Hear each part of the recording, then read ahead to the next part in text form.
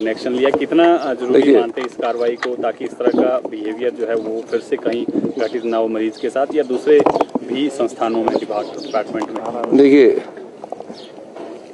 जिन भी परिस्थितियों में वो वारदात हुई है और जिस भी परिस्थिति में डॉक्टर साहब ने मरीज जो था उस पर जिस प्रकार की वारदात की गई है, मेरा ये मानना है कि इस प्रकार की वारदात नहीं होनी चाहिए। हम हॉस्पिटल्स में जो डॉक्टरों की ड्यूटी थी, पहले हमारी सरकार ने क्या किया कि जो एसआर शिफ्ट करने डॉक्टर आते थे, पहले 48 घंटे ड्यूटी देते थे। मैंने कहा कि डॉक्टरों को स्ट्रेस कम होना चाहिए और 12 घंटे की ड्यूटी हमने एसआर शिफ्ट में करवाई। और एसआर शिफ्ट का जो हम पहले स्टाइफंड देते थे, जो 65,000 से बढ़ाकर 1,30,000 किया, 1 लाख किया।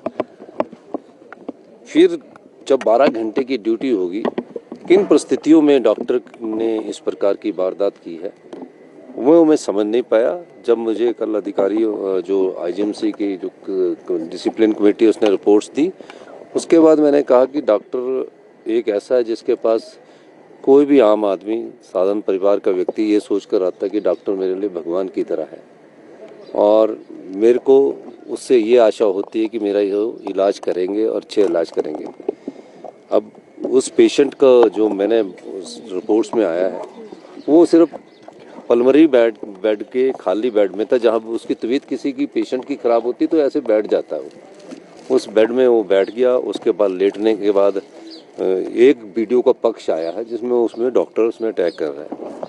दूसरा डॉक्टरों ने भी कहा है कि हमारे पास एक और वीडियो है। तो मैंने बोला कि इस समय तो ये बनता नहीं है कि चाहे वो किसी भी स्थिति में हो उसकी कंप्लेंट करवा सकता है, उसकी शिकायत करवा सकता है। और इस दृष्टि से हमने उस पर कार्रवाई की, जो भी हमारे को आईजीएमसी के प्रशासन ने रिपोर्ट दी।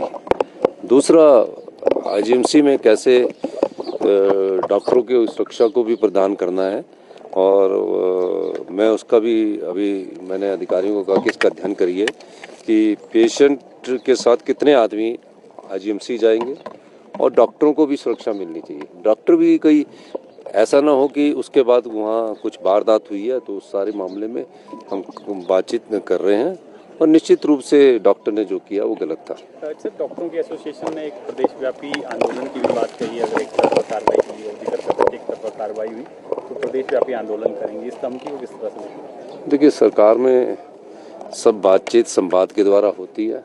वो लोकतंत्र में अगर इस प्रकार की धमकी की बात नहीं है, वो उन्होंने कहा होगा, वो जो भी कहेंगे बात सुनी जाएगी और सरकार ने इस पर कार्रवाई की है, ये फैसला है। धन्यवाद।